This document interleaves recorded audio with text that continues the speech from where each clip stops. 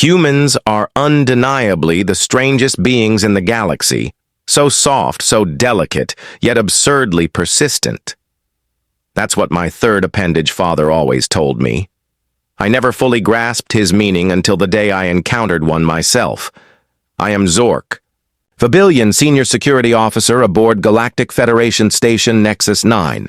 A lofty title, though in truth it amounts to glorified guard duty on the dullest outpost in known space. Our station sits at the far edge of the Orion Arm, light years from anything resembling importance, monitoring a quadrant no one has reason to visit. At least, no one cared, until today. "Officer Vabillion, report to the command deck at once," the station AI intoned, its voice disturbingly calm against the backdrop of flashing red emergency lights. I groaned, all four eyes blinking in turn as I dragged myself out of my rest pod. "Cuter, what's the situation?" I asked, already tugging on my regulation uniform. "Multiple unidentified vessels inbound.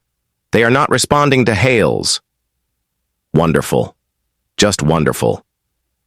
I had intended to spend this shift doing absolutely nothing as usual. Clearly, the universe despised me. Moving briskly through the polished corridors of the station, I passed the human, the one known as Thomas Parker. He pushed his cleaning cart along, whistling some irritating Earth melody. How could he remain? So casual, with crimson alarm lights flooding every surface? "You might want to seek shelter, human," I advised, my translator lending my words an official authority. "We may be facing a situation." Parker lifted his gaze, his mere two eyes. Just two. How did they function? Crinkling with amusement. "Oh hey, Zor. Relax. These alarms go off a couple times a month. Remember that time it was because Commander Drun jammed his tentacles in the food processor?" Parker said. I flared my nostrils in irritation. This is different. Unknown vessels. Possibly hostile. "Huh," he replied, looking honestly surprised. "Well, thanks for the warning.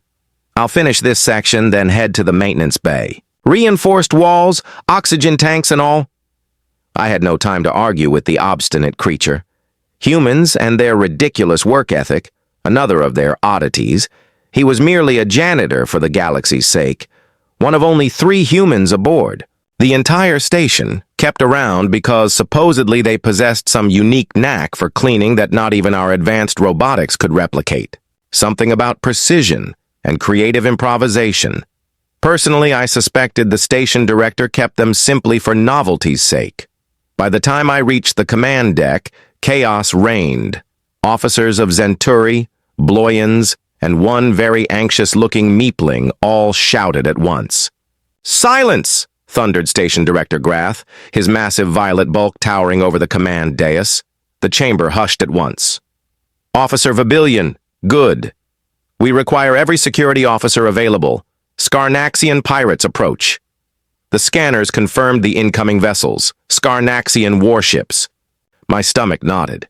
Scarnaxians, the most merciless raiders in the sector, infamous for storming stations, stripping them bare, and leaving not a single survivor. "How many?" I asked, my voice firmer than my nerves.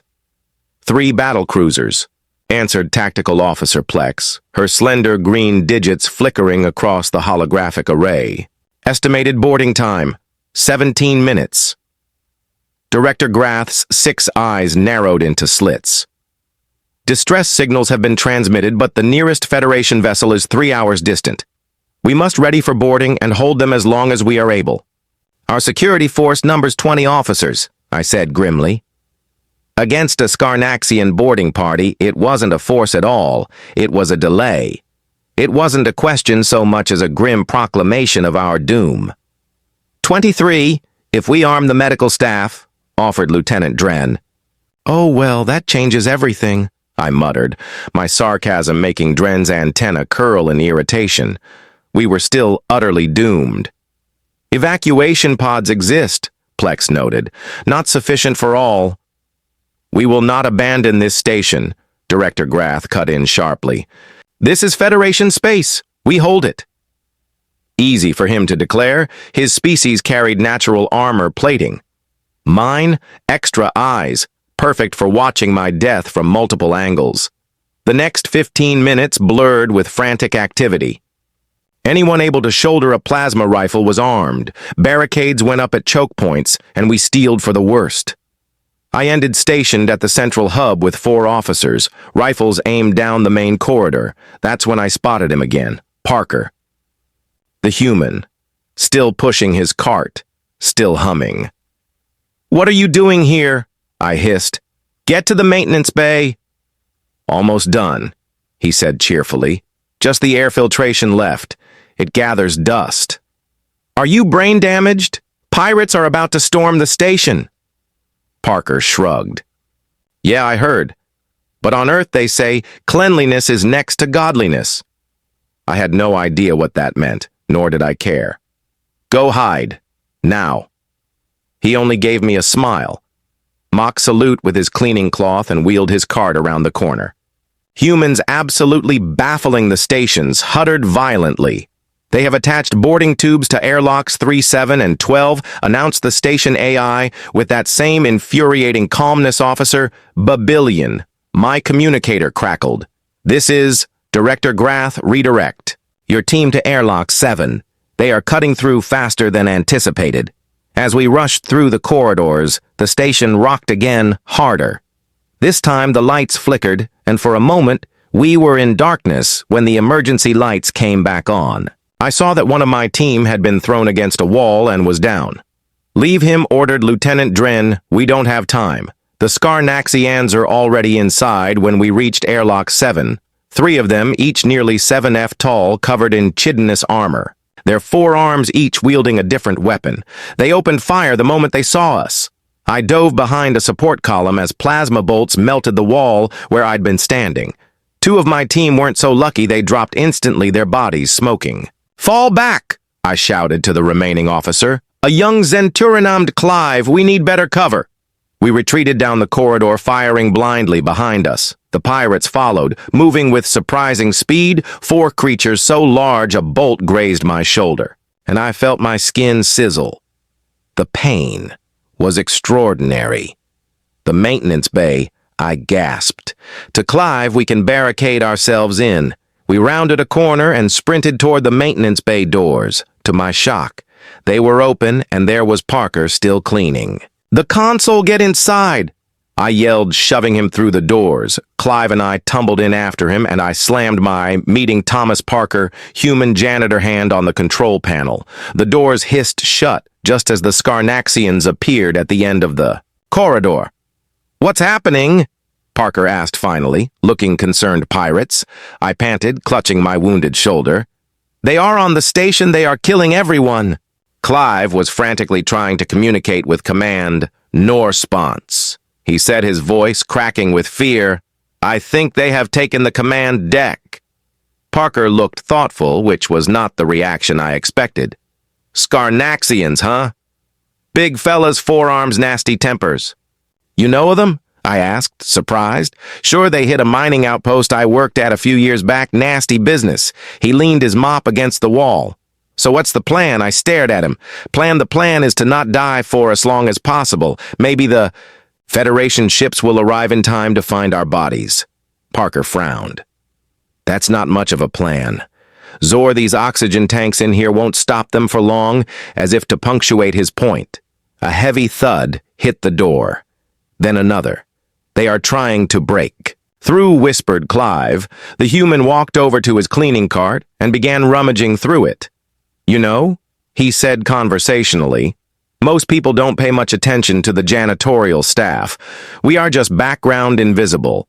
Another powerful blow struck the door, denting it inward. "Is this really the time for your life story?" I snapped. "Yay thing is." Parker continued pulling out various bottles and containers. "That means we get to go everywhere. See everything, learn all the little secrets of a place." He began mixing liquids, eyeing a bucket, his movements quick and precise. "What are you doing?" Clive asked Makinga Bomb. Parker replied as casually as if he'd said he was making a sandwich. I blinked all 4 of my eyes in sequence. What well more? "Of an incendiary device."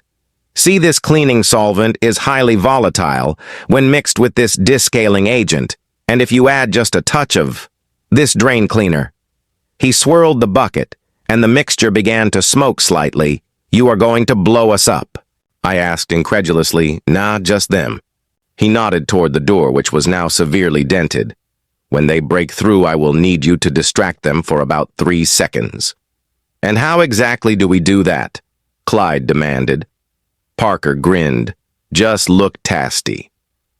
Before I could respond, the door gave way with a screech of tearing metal. 2 Scarnaxians pushed through their weapons. Raised hay, fellas, Parker shouted. Drawing their attention, special delivery. He hurled the bucket at them, the mixtures plashed across their armored bodies, and immediately ignited with a whoosh. Blue flames engulfed the screaming pirates. The heat was so intense that I had to shield my face. Come on! Parker was suddenly beside me, pulling me up. That won't keep them down for long. He led us through a maintenance hatch I hadn't even noticed into a narrow service tunnel. Where are we going? Pirates board the station asked, still in shock from what I'd just witnessed. To save your station, Parker replied. I know this place better than anyone. Every vent, every crawl space, every shortcut, you are a janitor, I pointed out. Yep, and right now I'm going to clean house. He chuckled at his own joke. We crawled through the service tunnel for what seemed like 4. He forgot to mention ingenious, observant, and surprisingly deadly when they need to be. Thomas Parker wasn't just a human janitor anymore. He was a hero, and I had a feeling his story was just beginning. So, Parker said, rubbing his hands together, who's hungry? The cafeteria should be empty, and Tuesday is taco day. Humans absolutely baffling, but maybe that was their greatest strength as we sat in the cafeteria, munching on what Parker called tacos, but what looked more like folded radiation, shields filled with questionable protein. Yet the station's emergency systems continued blaring around us. The human seemed completely unfazed, even happy as he added some kind of red liquid to his food that smelled potent enough to strip paint. How can you eat at a time like this? I asked. My 4 eyes blinking in astonishment. Parker shrugged, taking another bite. Always eat when you can during a crisis. Never know when you will get another chance. He pointed his fork at me. Military rule, my grandfather. Taught me that you were in the Earth military? Asked Clive, who had reluctantly accepted a taco but was just poking at it suspiciously. Nope, Grandpa was though. Force Recon Marine taught me lots of useful stuff. He wiped his mouth with a napkin. It's like how to make explosives from household chemicals. I exchanged glances with Clive. This janitor was becoming more intriguing by the minute. The station's AI interrupted our impromptu meal attention. All personnel life support systems compromised. On decks 3 through 7. Toxic gas detected in command deck. Ventilational surviving crew report. Status. Harker frowned. That doesn't sound good. The lavender shouldn't be toxic to any species on board, I said, suddenly worried. I'm not sure of that. It's not the lavender. Parker replied, already standing. The Scarnaxians must have left us a parting gift, probably timed gas canisters. It were ruched to the nearest terminal where Parker quickly pulled up the station schematics. His fingers moved across the interface with practiced ease. Since when does a janitor have level 7 access? I asked, surprised. I don't, he replied without looking up. But your security officer passcodes are ridiculously easy to crack, but you guys really should change them. More than once, a decade before I could respond to this blatant security violation. Parker pointed at the screen. There, multiple foreign objects in the ventilation system, and the main environmental controls have been locked out. Can you override it? Clive asked. Harker scratched his chin thoughtfully. Not from here. We need to get to the secondary environmental control in the engineering section that's on deck 5, I said, right in the middle of the contaminated area. Well, nobody said saving the day would be easy. Parker grinned, then turned serious. We will need breathing equipment. We managed to find emergency respirators in a nearby safety station. They weren't designed for human faces, but Parker made his work with some creative adjustments. Involving duct tape from his cleaning cart, always carry duct tape. He explained, his voice slightly muffled, second most important rule of maintenance work. What's the first? I couldn't help asking. You know where all the exits are? He winked as we made our way toward the engineering section. We passed several crew members who had been caught by the gas. Their motionless forms slumped against walls or sprawled across floor. Sparker checked each one quickly. Not dead, he reported. Some kind of paralytic agent. They will live, but they won't be dancing anytime soon. How do you know that? Clive asked, the discoloration around their breathing orifices. Seen it before on that mining Scarnaxian's counterattack station. Scarnaxians use it to immobilize potential slaves or hostages. I nearly tripped over my own feet. Slaves, you think they are coming back? Parker nodded, grimly. Definitely, they will wait for the gas to dissipate, then board again, to collect anything valuable. Including crew members, we probably have about 40 minutes. The knowledge sent a chill through all four of my hearts. But why would they use gas after retreating? Why not just leave? Because Parker explained as we reached a maintenance hatch. Scarnaxians never leave empty-handed. It's a cultural thing. They consider it shameful. The lavender was unexpected. So they deployed their backup plan. He pried open the hatch with surprising strength. This will get us to Deck 5 without using the main corridors. The maintenance shaft was narrow and dark, barely wide enough for my frame. Parker moved through it with practiced ease while Clive and I struggled behind him. How did you learn so much about Scarnaxians? I panted as we crawled through the dusty passage. Yep, named Vronar. Nice guy. Once you got past the whole, I'm going to harvest your organs thing. We ended up playing card games. I taught him, he let me live when his buddies finally dug us out. Said I had entertaining value. Parker chuckled at the memory. Engineering is this way, I whispered, pointing left. Wait, Parker held up a hand. Listen at first. I heard nothing. Then faintly, a rhythmic thumping sound. Footsteps. Heavy ones. They are already back. Clive hissed, his antenna quivering with fear. They are wearing protection. Parker interrupted. All environmental suits. Probably some of them must have stayed on board while the ships retreated. What do we do? I asked, suddenly feeling very small and vulnerable. But Parker thought for a moment. We need a diversion. And weapons. There's an armory on this deck, I offered, but it's in the opposite direction from engineering. Perfect. Parker said, already moving. Lead the way. Then we crept through the corridors, freezing whenever the footsteps sounded closer. Finally, we reached the armory door, secured with a biometric lock. Parker's mysterious background. Can't open this. Parker admitted it needs officer authorization. I pressed my palm against the scanner, and the door slid open. Inside was air-assuring array of Federation weaponry. Parker whistled appreciatively.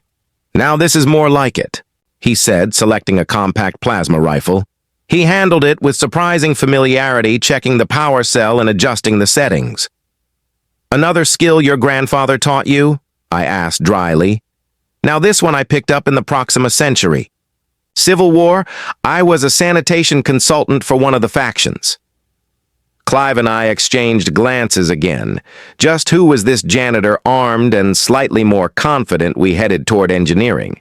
The footsteps we'd heard earlier seemed to have moved away, but a new sound replaced them, voices speaking in the harsh, clicking language of the Scarnaxians. They are in engineering, Parker whispered. Peering around a corner, four of them big eyes with serious hardware. We can't take on four Scarnaxians. Clive said, his voice trembling. Not in a direct fight. No, Parker agreed. But we have. Something they don't. What's that? I asked. Intimate knowledge of this station's waste disposal system. He replied with a grin. 10 minutes later, I found myself wondering how my life had come to this, crouched in a waste processing tube, covered in substances I didn't want to identify, but waiting for a human janitor to trigger an alarm system he had rigged to malfunction in a very specific way. This is undignified, Clive muttered. Beside me, dignity is overrated when you are trying not to die, I replied. A sudden blaring alarm made us both jump. It wasn't the standard alert. This one pulsed in a particular pattern that would indicate a critical failure in the waste processing system. Anyone familiar with station operations would know that such a failure required immediate attention to prevent explosive decompression. Sure enough, 2 of the Scarnaxians quickly exited engineering, heading toward the sound as soon as they passed. Our position Parker dropped from a ceiling vent behind them, landing with surprising silence for a creature with such solid bone structure in one fluid motion. He fired 2 plasma bolts. Both Scarnaxians dropped without a sound, their environmental suits smoking where the bolts had pierced them. Clear. Parker called softly. 2 more inside. We emerged from our hiding spot, still dripping with unmentionable fluids. That was impressive, I admitted. Hunter strict, Parker explained. Make noise in one place. Wait, somewhere else works on most predatory species? What's the plan for the other 2? Clive asked Parker. Considered this direct approach. I think they will be expecting their buddies to return. So we use that. You 2 stay hidden until I give the signal. Before we could object, Parker had grabbed one of the fallen Scarnacian's weapons and was striding confidently toward engineering and adopting the distinctive gait of the pirate species. Is he insane? Clive whispered. I'm beginning to think that's a prerequisite for his species, I replied. We watched as Parker entered engineering through the open doorway. We could see the remaining Scarnaxians glance up, then return to their work at the control panels. They clearly mistook him for one of their own. At first glance, then, Parker spoke in perfect Scarnaxian, the complex clicks and hisses sounding bizarre coming from a human throat. The pirates spun around, mandibles flaring in surprise. We rushed in, weapons raised between the 3 of us. We managed to take down the remaining Scarnaxians, though not before one of them activated some kind of distress beacon that's going to bring their friends back faster, Parker said quickly, moving to the secondary environmental controls. We need to purge the gas and restore life support. Then prepare for round 2. Round 2, I exclaimed. We barely survived round 1. Trust me, Parker said the final confrontation, fingers dancing across the controls. I have got a plan as the station's ventilation system hummed back to life, clearing the paralytic gas. Parker explained his strategy. It was audacious, possibly suicidal, and relied heavily on equipment that was never designed for the purpose intended. That will never work, I told him flatly. Maybe not, he conceded. But it's better than waiting to be harvested for our organs, right? He had a point. Over the next 20 minutes as the Scarnaxian battle cruisers return,